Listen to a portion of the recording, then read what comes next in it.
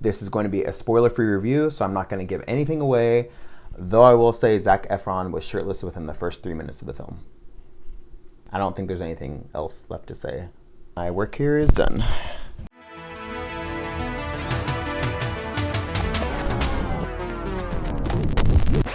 And thanks for joining me here at Gorism, the channel where I fill your void on all things horror, weird, and just plain creepy.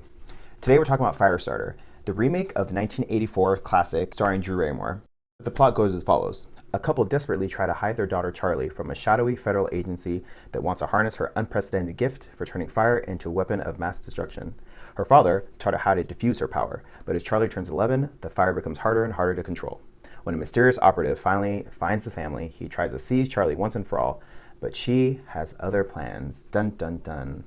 Naturally. The film stars the dreamy Zac Efron, Ryan Kiera Armstrong, and Sydney Lemon. Essentially, that's who the story kind of like revolves around. I think that the rest of the cast was somewhat unlikable, unfortunately, and it sucks to say that because I thought that Zac Efron and Ryan Kiera Armstrong did really great. So there were times that, and this could be script issues also, I just thought there were times that the film came off a little bit Lifetime-y. So the film is rated R, and initially when I saw that, I was super excited because, of course, for us horror fans, seemingly it appears as though companies try to appeal to a mass audience by going with a PG-13 rating, and I think some films are able to do that and some are hindering the film or the script by doing that. So when I saw that this was rated R, I was like, okay, awesome, it's going to be, you know, show a little bit more or just be a little bit more graphic. Though I will say, after watching the film, honestly, this could have been PG-13. Directed by Keith Thomas. I think some of you may not know who he is right away, but he did direct The Vigil, which I thought was super amazing. So of course, when I first heard that he was directing this, I was very excited because I thought, oh, you know, The Vigil was like really great and very moody, and I was looking forward to kind of like seeing where Firestarter would go. So it almost seemed like it was kind of like setting up something, though I don't know what else or where the story could go.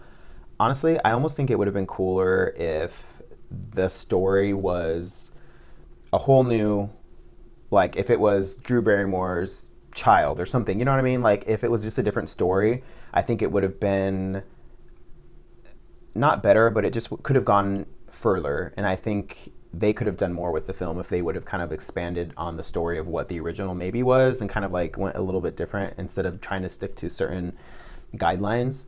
That's just my opinion, but I also felt like there were certain points when the movie was like going and it seemed almost like, is this a superhero film?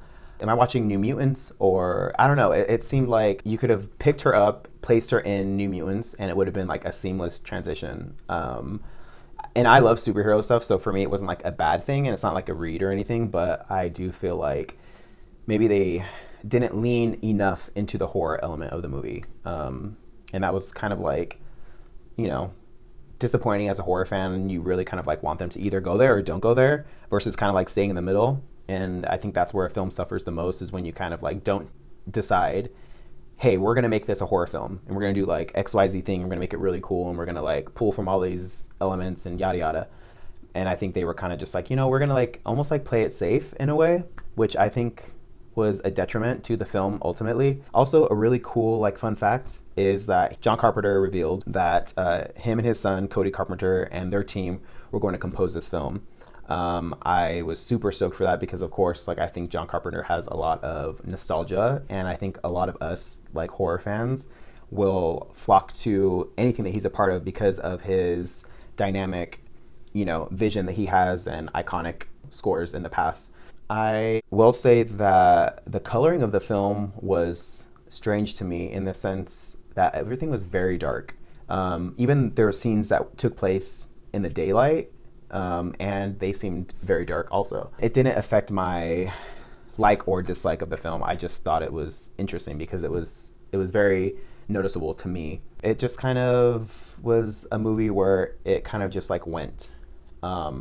though it didn't go anywhere. It's like when you're riding a bike and you're riding like very slow and you don't really go anywhere, but you kind of like slowly get to whatever location you're going to, though it's like not far. So it's just like right down the street. And then you get there and you're like, okay, well, that was not very exciting.